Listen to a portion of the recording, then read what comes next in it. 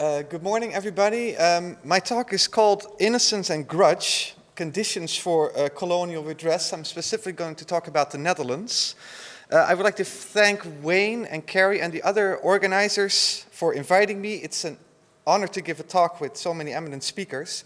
My name is Paul. I'm a literary scholar from Amsterdam, and I've worked mostly in memory studies and colonial and post-colonial European history, with a focus on the Dutch colonial past in Indonesia and its legacies in both the Netherlands and Indonesia.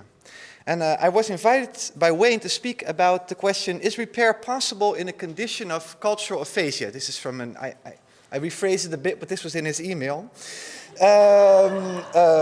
So I feel like a student, you know. I want my students to stick to what I assigned to them, so that's what I'm doing here. And the concept of cultural aphasia was developed by Anne Stoler to indicate the lack of available language to discuss a particular past, for instance, the colonial past. And I have used this concept in a book that I published this year on colonial memory and forgetting in the Netherlands, of atrocities committed by the Dutch colonial army in colonial Indonesia. I will talk about this further in a bit. Well, this panel is called Moral and Philosophical Grounds for Apology and Repair. But my work is more culture studies than philosophy, and I was reading an article by David Scott. We briefly met this morning, but we'll talk later, I guess, in which he writes that he's principally interested in the moral justification for repairing the past, not in the question how claims for repair might meet with success. And I think that the research I have done and I'm doing might provide insight into exactly the latter problem. And I wanted to start from a quote from an article by David, so we can establish hopefully some common ground. He writes, in 2013, this was published, the idea of political forgiveness presupposes an acknowledgement that a wrong has been committed and that justice entails that a wrong not be pushed aside but put right. Because unredressed wrongs are a mark not only of inequality, but fundamentally of disrespect. In our instance, racist disrespect. Now, if I look at this statement for the current situation in the Netherlands with respect to the colonial past in Indonesia, but also with respect to colonialism and slavery in the Caribbean, my first thought is that we have a lot of work to do in this country and a long way to go. And my talk is structured in that I will first depress us, and will make you feel happy to go home if this home is not in the Netherlands, and then to lift our spirits a bit. So it's a talk with a lot of temporality, although I do not reflect on it explicitly. And I've prepared 3 snapshots to give you an indication where people in the Netherlands sometimes stand today. And some of these will be very unpleasant. The first one, every year, I devote a session of my first year class, which is basically an introduction to literary theory, to this guy, Black Peter, a Dutch blackface tradition that in latter years has been the center of a lively but also bitter debate in the Netherlands, with a small but strong group calling it racist and a large and even stronger group calling it a childhood memory. And this figure is prominent in a Dutch holiday very comparable to Christmas, when children are given presents by St. Nicholas. I have him here. In the Netherlands, a crucial difference with American Christmas is that the Dutch Santa is not held by elves, but by white people who are painted black or brown and mostly goof around, while their elderly white boss is trying to keep them in line. Now, a couple of years ago, before this media debate on Black Peter was raging, my whole class of almost exclusively Dutch white 18-year-olds, having heard all the arguments for and against, would nevertheless dismiss all critiques of Black Peter. In the last 2 years, however, I have seen a change. Maybe I've been teaching it differently, but I don't think so. I presented them the same stuff. But now most of the class says that the Black Peter tradition should indeed be altered to no longer be offensive. But they say this, and this brings me back to the quote from David's work about acknowledgement in this respect. They say this begrudgingly. They gnash their teeth and roll their eyes and show their claws and say whatever, if we must. Okay. Second snapshot. In recent years, there have been several cases made in the Dutch courts about killings committed by the Dutch colonial army in Indonesia in the late 1940s, so during Indonesia's wars of decolonization. The most famous of these is that of the village of Rawagede in Java, where in 1947 Dutch soldiers executed between 150 and 430 men. In 2011, a Dutch judge did not agree with the reasoning of the Dutch state that these crimes were beyond the statute of limitations and ordered the state to financially compensate the widows who were still alive. The state, and here you see some of them, the state also issued an apology, but only for these particular killings, while the Prime Minister said that this should not be seen as a fundamental change of policy. And a colleague of mine, Bart Luttekhuis, here from the Royal Institute for Southeast Asian and Caribbean Studies, characterized these apologies as legally enforced and the Dutch attitude in this case as reluctant. So after grudge, we now have reluctance. The third snapshot. These are examples, what these women have on their heads, of angisas, headscarves worn by Surinamese, mostly Surinamese Dutch women, on the 1st of July, when the annual celebration of the abolition of slavery is held in Amsterdam. And in 2013, a great number of these women were interviewed by the Amsterdam Historical Museum, which asked them what these headscarves meant to them. And they gave many different answers, but two stories returned a number of times, both of them having silence as their main topic. The first story was about 19th century slave plantations, where women were not allowed to speak with each other. The story goes that black enslaved women made these headscarves, which are made from different cloths and are also folded differently, and which each folding style on each cloth has its own meaning to nevertheless be able to communicate with each other. So they would be silent, but they would talk through the headscarves. The other story about silence was about the contemporary Netherlands, where several women felt there was silence when it came to the Dutch slavery past, which they said was not taught in schools, and the discussions about which were attempted to be stopped by several forces in society. Through these two stories, the headscarves gained two meanings, I think, in 2013. On the one hand, a tribute to the inventiveness of their foremothers, and a silent protest against the silence on the Dutch slavery past in the contemporary Netherlands. Now, in the same year, the Museum of the Tropics had an exhibition called Black and White, which was about the Dutch slavery past and the continuing legacy of racism in the Netherlands. I thought it was a very good exhibition. I went to see it with my students. But oddly enough, one of the posters for the exhibition, which could be seen all over Amsterdam, had the text, "Stop talking about slavery already."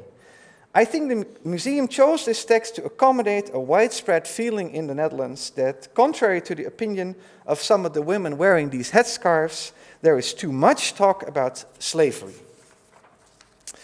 Okay, so we've seen the three snapshots: a grudge, reluctance, and outright hostility in the Netherlands to address the Dutch past, and I would also say the present of injustice related to slavery, colonialism, and racism. And this may lead us to gloomy thoughts on the absence of precisely acknowledgement and respect, and therefore on what the text distributed for this conference calls the current conditions of possibility for redress. But I would like to give a positive spin to these three snapshots by arguing that they actually seem to be breaking through another Dutch narrative, which I analyzed in my book, namely a narrative of innocence. The Dutch, in many ways, like to hate the Germans and the Americans, and in this context specifically because the Germans are seen as responsible for the Holocaust and the Americans for slavery. Moreover, and here they connect to a broader European narrative, as has been shown by Fatima El-Tayeb, it is the Americans that have a race problem, not the Europeans. The Dutch like to remember themselves more for other things, like the fight against the Spanish in the 17th century, or their victimhood under the National Socialist occupation in the 1940s. This idyll, however, is regularly and roughly disturbed when Dutch military violence in colonial Indonesia is brought up. And in later years, this has, for some reason, I think because there's not much other news, always been in the month of August. And this year this happened again when a journalist confronted historians for not asking the right questions. That was the argument this year. But the scenario that is played out is more or less the same each time. A journalist, a historian, a veteran digs up what is presented as new evidence that is to show colonial atrocities. So we have to think of photographs here or maybe reports about labor abuses in colonial Indonesia. Next to that, always another group is pointed towards that is supposed to have hidden these documents. And this could be veterans, the government, the army, the media, historians, or even post-colonial migrants from colonial Indonesia. So last August it was the historians' turn, but the strange thing is that the Dutch keep on rediscovering the same thing over and over again. And just a few examples. So the government, for instance, was accused in 2009 in a photo book of a number of historians who held that only rosy images of the colonial past had been distributed. About 20 years earlier, author Rudy Kousbroek in a number of articles in national newspapers had accused the Dutch historians of covering up colonial history. In the late 1960s, a veteran of the Dutch-Indonesian War gave a series of interviews on Dutch atrocities committed in the late 1940s. And last example, all the way back in the early 20th century, a member of parliament accused the army of withholding the ghastly details of a recent military expedition on the island of Sumatra, and if only photographs had been made, he added. Well, photographs had been made of this expedition, and precisely of the thousands of men, women, and children who had been massacred in 1904 in several villages in the Gayo and Alas lands on the island of Sumatra. And I have here one of these photographs for you. In it we see several dozens of the 561 adults and children killed by the Dutch colonial army in this particular village, ready to be buried in a ditch that runs from the lower right angle to the upper left corner. Such images were eagerly distributed to show the army's progress. Prints were sent to several archives, exhibited in the colonial capital Batavia, and published in a book on the expedition that could be bought in Dutch bookstores. And the text in this book and all the text in the military reports are very explicit and precise about the killings that took place, as were the many articles that had appeared in the Dutch newspapers at the time. And between 1904 and 2010, this and several other photographs returned dozens of times in Dutch newspapers, television documentaries, and on other prominent places in the Dutch media. But still in 2012, a Dutch national newspaper published a number of photographs on its front page under the header, "First Images of Executions in the Indies." Well, this perpetual rediscovery of the same, this eternal surprise at Dutch guilt, did we do that? Who hid this from us? Has, of course, one big advantage. The Dutch can position themselves as not knowing about their own country's horrible past and, moreover, blame one of the groups I mentioned earlier for withholding this knowledge from them. This is what I call the narrative of Dutch innocence. And in my book, I use Stoler's concept of cultural aphasia to indicate what we can see as the difficulty in the Netherlands to find a language that is appropriate for this past. But I know Wayne think aphasia is a bit of a weak term, you think, right? Yeah, so Wayne talks about ignorance. And the fact of the matter is that the photographs like these did not and do not match, and that's why I use this concept of aphasia, so I still want to keep it in. They do not match the narrative the Dutch live by. The main element in this narrative is of the Netherlands as an essentially peaceful country in northwestern Europe with white people. This goes all the way back to 19th century nationalism, when European nation states were imagined as monoracial, monolingual, and monocultural.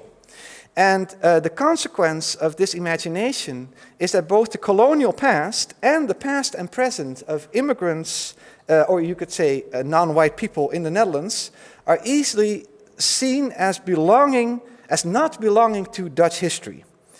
In this history, and particularly histories of violence, like the one in colonial Indonesia, are very attractive to be seen as separate, to compartmentalize them and put them in a different, even in a different university department, in different institutes, just somewhere else. But this compartmentalization is, I think, unsuccessful. That's proven time and time again. For colonial history is not only not part of national history, but also an integral part of it. And what you see is a perpetual attempt to expel the dirt of colonialism and slavery, but also a continuous return of this dirt, which keeps on haunting Dutch self-conceptions. Okay, this seems to me one of the bases for the Dutch chagrin, which I try to show in the 3 snapshots at this moment. Weren't the Dutch better than the others, like the Scandinavians are? They're still better, I think. Wasn't racism something for the Nazis and the KKK for the Germans and the Americans? Weren't the Dutch the guys who invented gay marriage, where there is the liberal drug policy, all-round tolerance, and the International Court of Justice in The Hague? And now they are taking away Black Peter. Now the Dutch need to pay these Indonesian widows, and people are going on and on about slavery. Well, one of the problems in the Netherlands, I think, is a stunning disregard for Indonesian and Dutch Caribbean critics of colonialism. And I notice with my students, when I read with them, the usual suspects, Fanon, Lumumba, Said, it makes less of an impact than when I read with them one of the authors that I am now actually writing a book about. So I just wanted to mention a number of them. These are Indonesian critics of colonial injustice. Kartini, who around 1900 wrote critiques of Dutch racism in letters. Suwardi Suryaningrat, who wrote a beautiful essay about his exclusion from civil rights in 1913. Sultan Shahir, who in the 1930s wrote letters about Dutch conservatism when he was imprisoned and exiled, and who later became Indonesia's first prime minister. And the Sudanese novelist Suwarsi Jojopuspito, who wrote a 1939 novel about Dutch repression of Indonesian schools. Well, the most baffling thing for me is that all these people wrote in Dutch, actually, but that they are not part of any Dutch literary history. You just do not come across them. That's more than enough time, thanks. And I see them as the historical colleagues of the people I want to finally mention. For I think that this transition from Dutch innocence to a Dutch grudge that we are perhaps witnessing today could not have been achieved without a number of activists, and I just saw one of them come into the room this morning, who have tirelessly put issues of past and present injustice on the Dutch public agenda. In the case of Black Peter, I immediately think of Quincy Gario, who is here. In the case of Rawagede, of Jeffrey Pondak. And in the case of the Anguissas, of an unsung hero, but who has inspired me very much, Mrs. Nancy Wouter, one of the interviewees on the Anguissas back in 2013, so on these headscarves. On the other hand, the changes I've tried to indicate have not really produced many results. We can see the pressure works, but the pressure is so little. From the Indonesian side, for instance, there is nearly zero pressure, while from Suriname and the Dutch islands in the Caribbean, there are mixed signals at best, I would say. The Americans and the EU seem uninterested, and it is only from the UN that 1 or 2 critical sounds have reached this country. On the other hand, in the Netherlands, there have been and are still powerful conservative forces pressuring the debate in the opposite direction. And like in many European countries, also in the Netherlands, an ethno-nationalist party is the biggest in the polls at the moment, and they are, of course, no friends of redress. I had 2 questions that I wanted to end with, but I'm just going to ask one, because I think that connects most to maybe the concerns of this company. If you compare these 2 groups, of victims of Dutch colonialism, and the 2 Dutch colonialisms, you could say. People from the Caribbean, Suriname on the one hand, and Indonesians on the other hand. The one group is vocal, I would say, both in the Netherlands and on government level in the Caribbean itself. But with respect to Indonesia, it seems that there is only a small group of Dutch people, actually, who are actively demanding redress. So this case of Rawagede was mostly led by Dutch people, for instance, Jeffrey Pontak. For various reasons, the Indonesian government is almost completely silent. And my question is, how can we think about the different groups of dispossessed people in terms of redress when some are strong and demanding and others are more or less quiet? Okay, I wanted to end with that. Thank you.